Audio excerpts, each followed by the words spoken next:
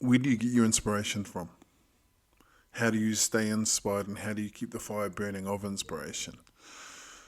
I think people will answer that in lots of different ways. Today I want to share different ways that I use like social media and different platforms to keep me informed, or at least to keep me inspired if not informed. You can't trust anything you see on social media these days. But I think everyone has a specific approach to keeping the fire burning, to keeping the desire to get into your gi or your uniform and practice at any age and in any condition. I think everyone has different ways of doing that. So today, I'm going to share with you a couple of mine. Kia ora, I'm Tuari Dawson, and you're listening to the Invisible Sensei podcast.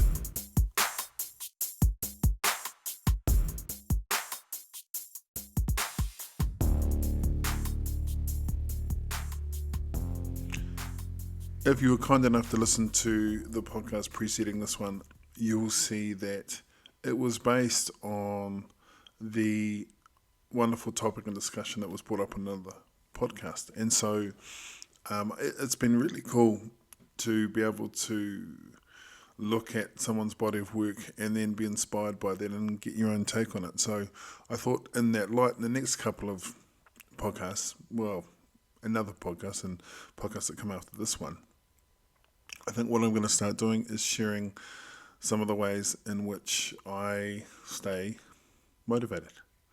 And, motivation is an interesting thing because I think it's Jocko Willink who talks about, if you wait to be motivated, you'll never do a thing.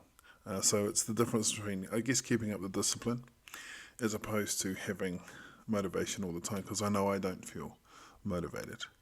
So what I'm going to do is discuss a playlist that I have, a personal, not a public playlist. It's called Budo, surprise, surprise, that I have on my YouTube channel, and it's kind of this little cache of videos and documentaries and just little tidbits that kind of always get me inspired to train or get me thinking.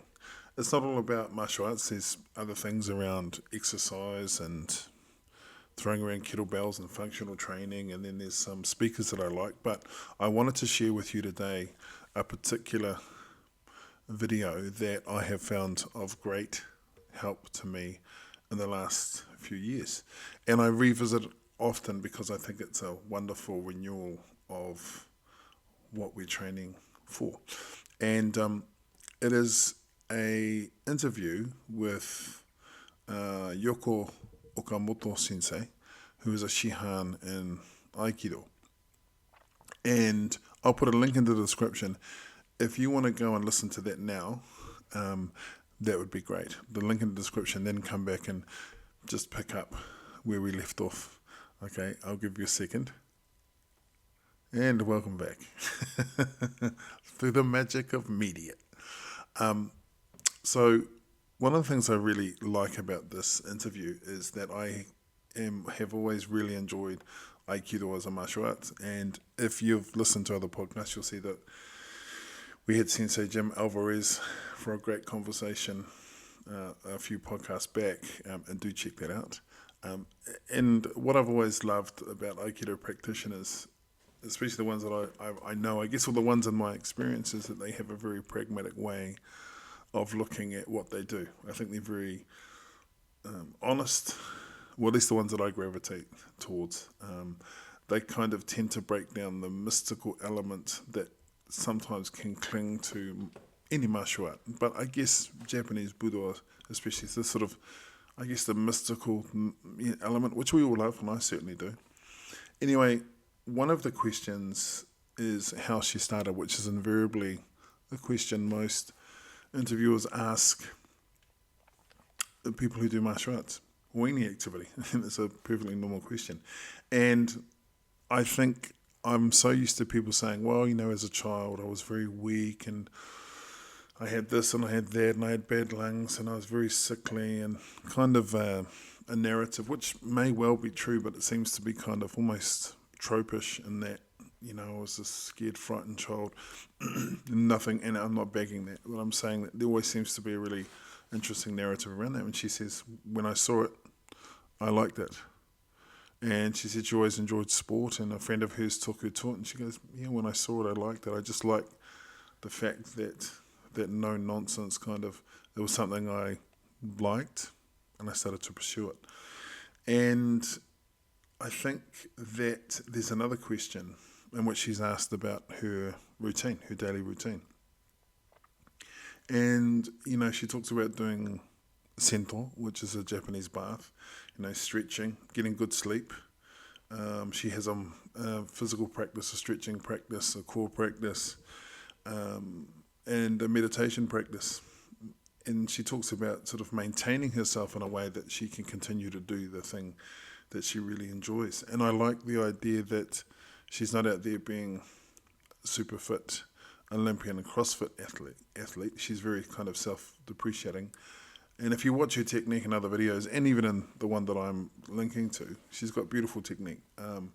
There's a lot of core integration. I guess from my perspective, I think what great technique. But what I enjoyed about it was that for her practice was something which needed to be maintained, which needed to be worked on a daily basis. And a little later, she is asked about, is it possible to, basically gain some senior level of mastery in Aikido? And she goes, or to be a sensei in Aikido, so on and so forth. And she kind of touches on it and sort of says, look, it's possible to learn Aikido doing it twice a week, but to get kind of a sense of it in your body, you have to train a lot. And of course, I'm totally paraphrasing. Do watch the interview. And I like the idea that she talks about the separation of waza and do, in the sense that it's not all about sort of sitting on a lotus leaf in a pond on top of a mountain or something. In meditation, I meditate on a regular basis. I'm a big believer in it, but I like the idea that there is a practical element and application to those processes. At one point, she's kind of asked, what her thoughts are around, being a teacher, and what she would like her students to receive from her teaching. And she had this really wonderful response. And one is, what is the role of the sensei? And I think irrespective of the martial arts you do, that's a really important question. What is the role of a sensei? And I think that the role of a sensei is not to have all the answers to the questions. It's actually just encouraging people to ask better questions, firstly of themselves. And, she had this really wonderful analysis, and you'll see it in the video if you take time to watch, where at certain points she's asked her thoughts about training with certain instructors, and she is very, what's the word? She is very respectful, very diplomatic, and she keeps bringing it back to Aikido. And, going back to her thoughts on being a sensei, one of the things that she articulates is she's not wanting people to see her, she's wanting people to experience Aikido through her. So they're not looking at her, they're looking at the martial art, which I think is a worthy goal. And it does make me think. It does make me think about, I know for me as a practitioner, there have certainly been times when I know that I've really lent into the whole sensei thing. It is hard not to, succumb when, people are being so very complimentary and so on and so forth. But as you know, and as I know, because we spend a bit of time together, there's plenty to work on. And I just liked the idea that she viewed herself as a lens through which people might be able to view Aikido, or in my case, karate, or in your case, judo, or in your case, jiu-jitsu, or whatever you're doing. And I think it's a worthy goal. I also like the idea that it's an ongoing journey. At one point, she's asked about, the importance of Aikido in the context of Budo and so on and so forth. These really big questions, philosophical questions, all of which are completely relevant, but I think at times it can become, sometimes it can become too philosophical, if that's a thing, where it becomes this kind of academic thing as opposed to this training thing. Like this morning before doing this podcast, I went out and got on my assault bike, and I didn't pedal for an hour interval. I did 20 minutes at a sedate pace, and then the last 10 minutes I sort of upped the pace and tried to do some intervals. I didn't make it all the way. I made it to 19 minutes, and I went, yeah, enough. And then I came inside and hopped on the floor and got my Swiss ball and did 30 minutes of, stretching and a little bit of hip lifting on the ball, and just try to get some core and maintain some level of flexibility. Am I setting the world on fire in terms of my technique? No. But I think that sometimes, as Yoko Okamoto sensei talks about in her Budo path, is that it's important to just keep walking it. It's important to keep doing it, and it's a hard practice. For me, when I watch videos like the one that I'm talking about, it just lets me know that there are other people on the path and what is actually possible in persevering. And sometimes that perseverance, it's all very well, doing a massive session and your muscles are screaming, your lungs are trying to kill you because they can't believe you're exerting themselves in that way, and so on and so forth. And sometimes the hardest struggle is just getting up when there's no need to get up, and just go and do that training, and not to be so hard on yourself. Okamoto sensei talks about, how she tries to using the Japanese bath, her nightly bath, and she's kind of sort of quite self-effacing about it, to make sure that she doesn't carry today's pains into tomorrow's life. And I guess that's kind of where I'm at. It speaks to me louder. I've had this interview on my playlist for about 6 years, and I think I would encourage you, if you've got an injury, like when I had my issue with gout, which is thankfully completely resolved. Thank you for those who reached out to ask me if I'm okay. I am okay. And training. And eating better and staying hydrated. I think that sometimes we move away from what helps us to stay focused on the path. And using social media and things of that nature, that's just one of the tools. Maybe there's someone you can talk to, maybe there's a friend or mentor, not necessarily within the martial arts, that, when you walk away from, you feel like you've had a great conversation and you actually feel energized and you feel seen and you feel heard. Maybe that's part of it. What I like about Okamoto sensei's video is that she seems, and I don't know her at all, I've never met her, never had the honour of meeting her or training with her or anything of that description. I like the idea that when she presents herself at seminars, there's other videos that I have, and look them up yourself, where she's teaching a seminar, she'll step out onto the mat and she'll say, look, I have nothing to teach you, but what I can share with you is just my experience of being on the mat for 40 years. And I just love that approach. I love the idea that as you're maturing as a martial artist, you're continuing to grow and to mature and to make mistakes and let things go and embrace things and get into a spirit of acceptance, and understand that sometimes acceptance is also another way of saying I'm just too scared to try, and knowing when acceptance is, it's just not for me. That's not for me. Doing that and with this body at this age is not for me, or that I need to look at it in a different way. when I watch these videos, generally it'll be like the last time I watched this, well, I watched it this morning before recording this after training. I, pardon me, I just really enjoy the simplicity with which she views the world. And she talks, one of the things she talks about, what she loves about Aikido, her practice, and she says freedom and opportunity. Freedom to express and the opportunity to share it with others. And that when you watch it, you may come to other conclusions, but I just like that as an idea.